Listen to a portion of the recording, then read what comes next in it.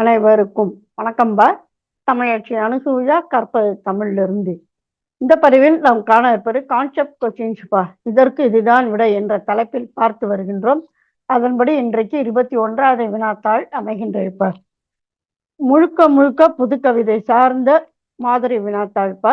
அதனால் வினாத்தாளை முழுமையாக பாருங்கள். நன்றி. வாங்க வினாத்தாளுக்குள் செல்லலாம்.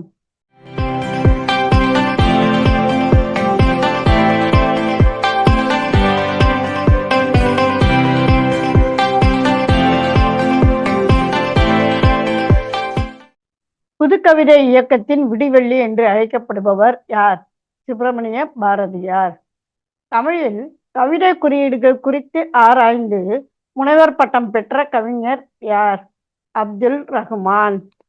வழக்கறிஞராகவும் இந்து அறநிலையத்துறை அதிகாரியாகவும் பணியாற்றிய கவிஞர் ந. பிச்சமூர்த்தி.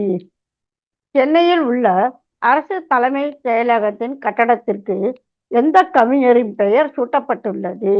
நாமக்கல் கவிஞர் வே. ராமலிங்கம் பிள்ளை அவர்களுடைய பெயர் சூட்டப்பட்டிருக்கின்றது. புதுச்சேரி சட்டமன்ற உறுப்பினராக தேர்ந்தெடுக்கப்பட்ட கவிஞர் பாரதிதாசன். மரபு கவிதையில் வேர் பார்த்தவர், புது கவிதையில் மலர் பார்த்தவர் என்று பாராட்டப்படுபவர் அப்துல் ரஹ்மான்.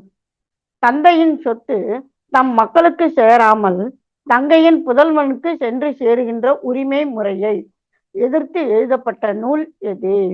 நாஞ்சில் நாட்டு மருமக்கள் வழி மான்மியம். எழுதியவர் கவிமணி தேசிக விநாயகம் பிள்ளை. சரிங்களா? அடுத்து, செய்தி வாசிப்பாளர், திரைப்பட இயக்குனர், திரைப்பட பாடலாசிரியர் முதலான பன்முக திறன் கொண்ட கவிஞர் ஈரோடு தமிழன்பன். நம்ம புதுக்கவிதை எழுதுபவரும் அவர் தான். இந்த மாதிரி இன்னும் நிறைய திறன்கள் இருக்கு அவருக்கு. ஆரி சங்கரரின் கனகதாரா ஸ்தோத்திரத்தை தமிழில் மொழிபெயர்த்த கவிஞர் கண்ணதாசன். அந்த தமிழ் மொழிபெயர்த்தார் அல்லவா, அந்த நூலின் பெயர் பொன்மழை. அடுத்து, புதுமை கவிஞர் என்று அழைக்கப்படும் கவிஞர் வாணிதாசன். ஆனந்த விகடன் வார இதழ் நடத்திய பொன் விழா இலக்கிய போட்டியில் முதல் பரிசு பெற்ற கவிஞரின் நூல் எது? சோழ நிலா. இது ஒரு வரலாற்று நூல். அந்த கவிஞர் யார் அப்படின்னாக்கும் மு. மேத்தா அவர்கள். அடுத்து, 1934 முதல் நான் புதுக்கவிதை தொடர்ந்து எழுதியிருக்கிறேன் என்று கூறுகின்ற கவிஞர் யார்? ந. பிச்சமூர்த்தி. நாமக்கல் கவிஞர் ராமலிங்கம் அவர்களின் உடைமைகள் எந்த ஊரில் காட்சிக்கு வைக்கப்பெற்றுள்ளன? சேலம் அருங்காட்சியகத்தில் வைக்கப்பெற்றுள்ளன. கவிக்கோ என்னும் கவிதை இதழை நடத்திய கவிஞர் அப்துல் ரஹ்மான்.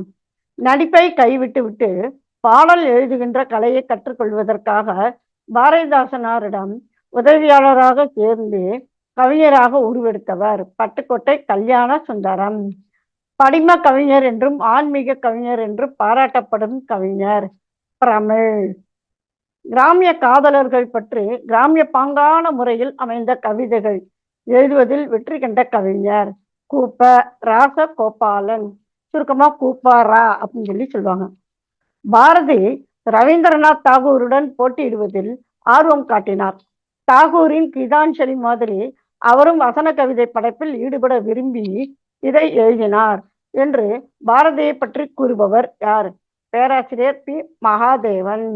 இதெல்லாம் ஒரு வால்ட் விட்மனின் புள்ளின் நுனிகள் அப்படிங்கிற கவிதை கொண்டு படித்து புது கவிதை எழுத ஆரம்பித்தார் என்று கூறுவாரும் உண்டு.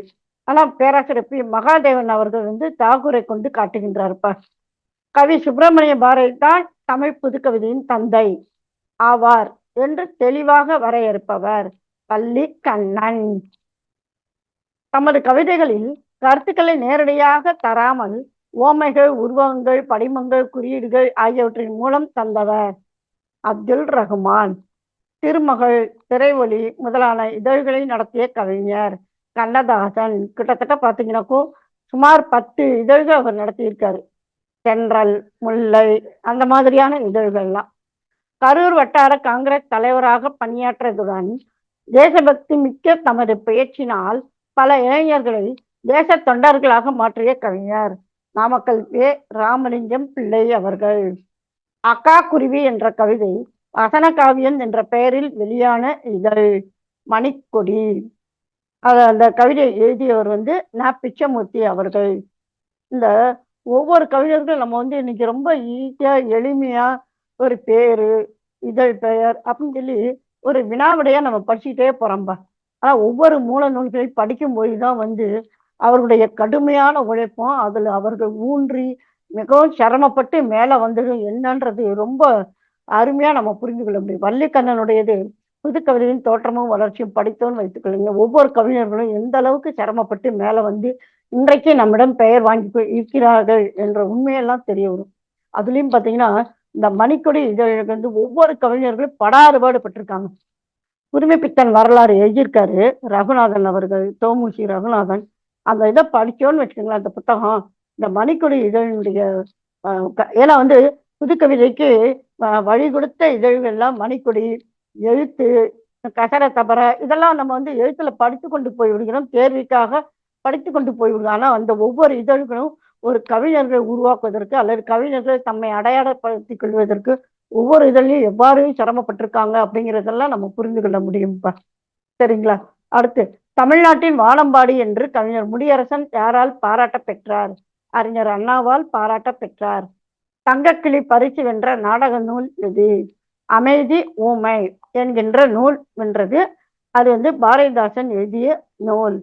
சரிங்களா? அவருடைய மறைவுக்கு பின்னால் அவர் சாகித்த அகாதமி பரிசு பெற்ற நூல் இதுக்கு முன்னால் நம்ம பார்த்திருக்கின்றோம், பிசிராந்தையார் என்று. சரிங்களா? அப்போ இது வரைக்கும் கவிஞர்கள், கவிதை நூல்கள் பற்றிய புது கவிதை குறிப்பாக அது பற்றிய மாதிரி வினாத்தாளை இந்த பதிவில் நான் பார்த்தோம்ப.